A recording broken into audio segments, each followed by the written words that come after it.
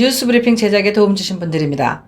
경험과 실적이 증명하는 김효지 부동산 전문인, 절세의 지혜를 나눠드립니다. 이상회계법인, 당신의 편에서 보험사를 상대해주는 제이슨문 손해사정사, 한 곳에서 시작되는 안정된 미래 선우앤선우 종합보험, 30년 손맛 케이터링의 명가 참사랑, 20년의 경험과 실력과 노련함 우리들 척추신경원, 학자금과 대학 입시 상담은 AGM 인스티튜트, 고객과 직원을 지켜주는 스니즈가 지금 주문하세요. 배너앤프린트. 홍성구의 뉴스 브리핑 지금 시작하겠습니다.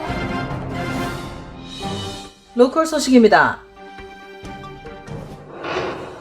조지아 대학 시스템 관계자들이 올 가을 학기에 어떻게 현장 학습을 재개할 수 있을지, 그리고 온라인 학습을 계속해야 한다면 만일의 사태에 대응할 방안을 어떻게 할 것인지 다음 주에 결정하길 희망하고 있다고 AJC가 어제 보도했습니다. AJC는 이와 관련한 31페이지 분량의 메모 사본을 입수했다면서 아직 결정된 것은 아니지만 조지아주의 주립대학들이 가을 학기에 현장 학습을 재개할 목표를 가지고 준비 중이라고 전했습니다. 여기에는 4가지 방안이 고려 중인데요. 첫째, 사회적 거리두기를 지키지 않아도 되는 대면 교육, 둘째, 사회적 거리두기를 지키는 직접 교육, 셋째, 온라인 수업, 넷째, 학기의 한 부분으로서의 온라인 수업 등입니다. 33만 명의 학생들이 재학 중인 조지아 주립대학들은 올 가을 학기에 현장 교육을 받기를 희망하고 있다고 밝혔는데요. 현재 주 보건당국과 주지사의 승인을 기다리고 있는 중입니다. 한편 50만 명의 학생을 거느린 미국 최대 주립대학 시스템 캘리포니아 주립대 시스템은 올 가을 대부분의 수업을 온라인으로 할 계획이라고 밝혔습니다. 사우스캐롤라이나 대학은 추수감사절 때 종강할 수 있도록 학기를 압축 운영하겠다고 발표했고, 뉴욕대는 올 가을에 캠퍼스 내 수업을 재개할 예정이라고 어제 발표했습니다.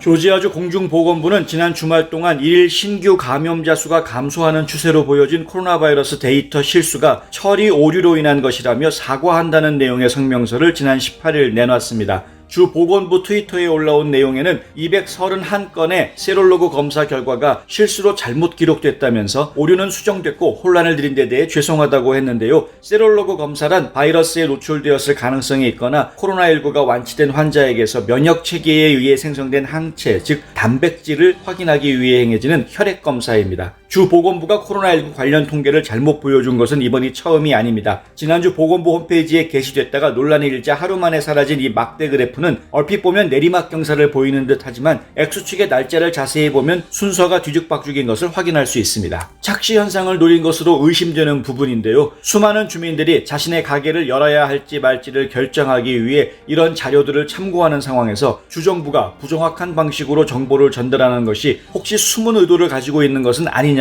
비판이 나오는 이유입니다. 2달 이상 문을 닫았던 노스캐롤라이나주의 식당과 술집들이 오는 22일부로 수용 인원의 50%까지 매장 내 식사 서비스를 제공할 수 있게 됩니다. 노스캐롤라이나주 레스토랑 및 숙박업 협회는 어제 오후 회원들에게 이 같은 내용의 이메일을 보냈는데요. 주 보건부가 발표한 식당을 위한 중간 지침에 따르면 이번 주 금요일부터 식당들은 1000스퀘어피트당 12명까지 서비스할 수 있게 됩니다. 식당에서는 사회적 거리가 요구되는데요. 사람들 사이에 6피트 거리가 되도록 배치되어야 하고 한 자리에 6명 이하로 앉도록 제한됩니다. 직원과 손님들 모두 1000마스크를 착용할 것과 20초 이상 손 씻기, 스스로 증상이 있는지 점검할 것 등이 강력히 권고됩니다. 하지만 의무는 아닙니다. 또한 주 보건부 지침에는 물과 환풍기 사용을 가능한 줄이라는 내용도 포함되어 있습니다. 델타항공은 2020년 3월 1일부터 5월 31일까지 구매한 항공권에 대해 구매일로부터 1년간 변경 수수료를 면제하고 2020년 9월 30일까지의 모든 항공편과 2020년 3월 1일부터 9월 30일까지의 항공편을 E-크레딧으로 적립한 경우에는 2022년 9월 30일까지 수수료 없이 일정을 변경할 수 있다고 밝혔습니다. 에드 바스티안 델타항공 사장은 이번 달 현재까지 1억 8,200만 달러를 포함해 올해 1월부터 지금까지 총 15억 달러 이상의 현금 환불을 처리해왔다면서 매일 엄청난 양의 전화를 처리하고 있으니 인내심을 가져달라고 부탁하고 온라인을 통해 취소, 변경 또는 재예약을 해달라고 덧붙였습니다. 한편 델타항공은 모든 탑승객에게 마스크 착용을 의무화하고 전체 좌석의 60%까지만 운영하는 한편 운항 전후 소독은 물론 시간당 10에서 30회 기내 내부 환기 등 고객의 안전을 지키기 위해 여러 방법을 동원하고 있다고 밝혔습니다. 항공사 측은 5월 말까지 델타 체크인과 게이트 카운터에 플렉시글라스 쉴드를 설치할 계획입니다. 지구촌 소식입니다.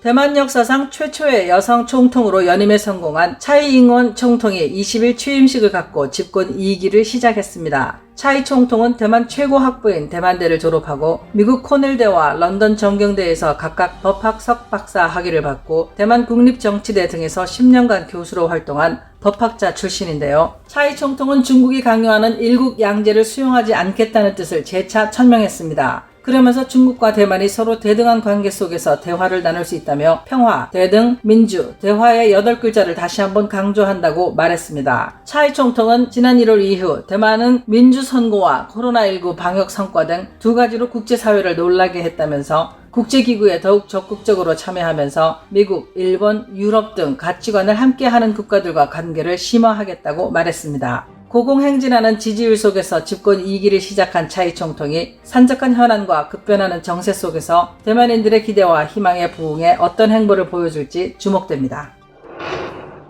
헝가리 의회는 19일 트랜스젠더나 간성인 사람들이 자신의 성 정체성에 맞게 법적으로 성별을 바꾸는 것을 막는 개정안을 가결해 논란이 일고 있다고 AP통신이 보도했습니다. 우파 권위주의 지도자 오르반 빅토르 총리가 이끄는 정당 피데스가 의회를 장악하고 있기 때문에 가능한 일인데요. 이 개정안에는 출생증명서 같은 공문서의 성별란을 기존의 성별에서 출생 당시의 성별로 바꾸고 한 번 기재한 내용은 변경하지 못하도록 하는 내용을 골자로 하고 있습니다. 인권단체들은 즉각 반발하고 나섰는데요. 헝가리 대통령에게 개정안에 서명하지 말고 헌법재판소의 판단에 맡기자고 요구하고 있습니다.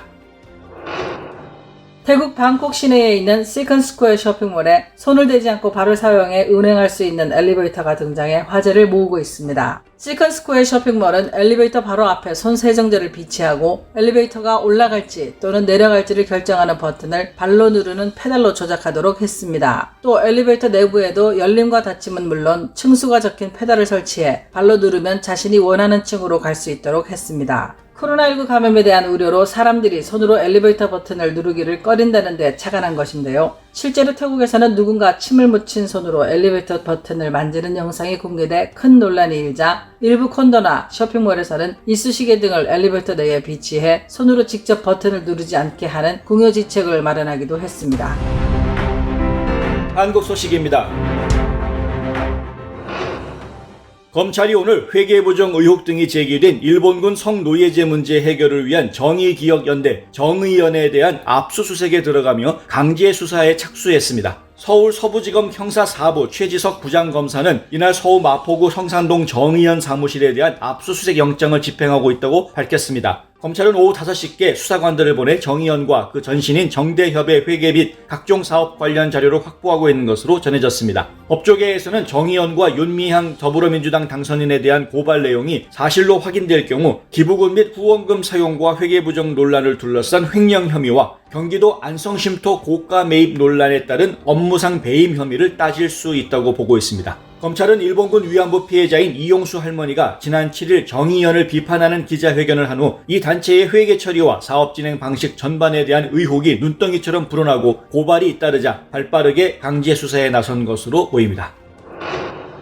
코로나 사태로 80일 만에 문을 연 등교 첫날부터 인천 지역에선 6명의 확진자가 추가로 발생해 학교 운영에 비상이 걸렸습니다. 이날 새벽 등교한 고3 학생 2명이 양성 판정을 받고 인천의료원으로 이송됐는데 이 학생들은 자신의 신분과 동선을 방역당국에 속인 인천의 학원강사 확진자가 갔던 코인 노래방을 방문한 것으로 확인됐습니다.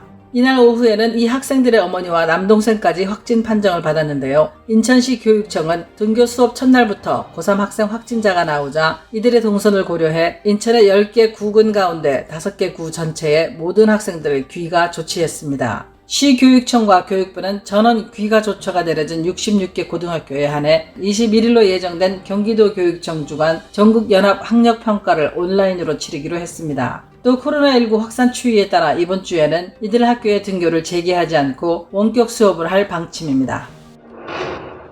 더불어민주당의 최다선인 6선 박병석 의원이 21대 국회의장 후보로 단독 등록해 사실상 확정됐습니다. 박 의원은 대전고 성균관대를 나와 중앙일보에서 홍콩 특파원과 경제부장을 지냈고 1998년 국민회의 수석 부대변인으로 정계에 입문해 서울시 정무부시장을 지낸 뒤 16대 국회부터 내리 6선을 해왔습니다. 19대 국회 전반기에는 국회 부의장도 맡았습니다. 박 의원은 페이스북에서 개원 직후 일하는 국회 개혁 태스크포스를 구성하겠다며 국회의 문을 상시로 열고 국민이 필요로 할 때 즉각 응답해야 한다고 각오를 밝혔습니다. 또 어려운 결단을 내려주신 김진표 선배에게 감사드린다고 밝혔는데요. 오선의 김진표 의원은 유력한 후보로 알려졌지만 박 의원과 논의 끝에 불출마를 선언한 바 있습니다. 지금까지 뉴스 브리핑의 홍성구였습니다. 최은주였습니다. 시청해주셔서 감사합니다.